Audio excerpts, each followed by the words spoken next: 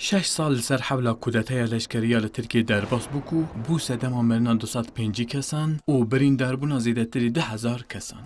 ده 6 سالین بوریده لگوری دانین فرمیم جبر کو پیوندی آوان برای خستن فتولاه گلنی کو برپرسیوی کودتای تیزانین هیم 315,000 کس هاتن بنچاو کرن و دربار 117,208 کسان در بریاره گرتنی هاتیه داین. حتی انها 29,455 کسان فرار کریم، جبو 1,634 کسان جزای گرانی حتی هاتیه داین و 20,000 کس جنها گرتینه. لگوری بشه که پسپوران او حول کودتای جبو گوهرنا رژیما ترکیه پیکات بو. جبروی چندیجی جبو حکومتی 15 تیرمهی گرینکه.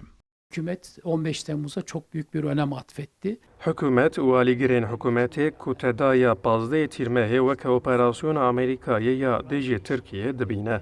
Bi vê ku tedayê dihate armanc ku rejîma heyî ya Tirkiye temamî bêguhertin, ji ber vê çendê jî hikûmet gelek giringiyê dide 15 tîrmehê.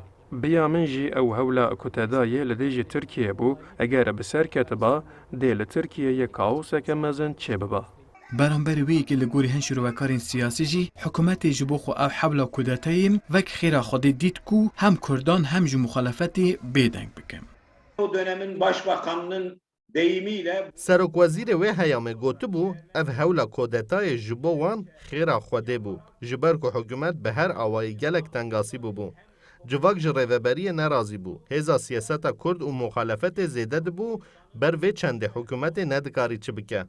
Lê piştî ku ev hewla kodetayê pêk hat, hikûmetê demil dest rewşa awarte ragihand û di serî de Kurd, civak û muxalefet hat bêdengkirin û hîna jî ev rewşa awarte didome.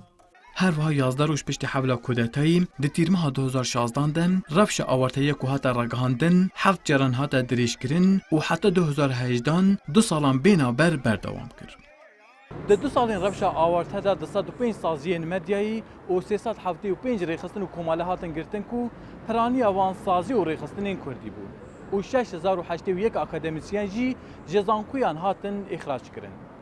ورال ایریشمیش کردستان 24 انقره.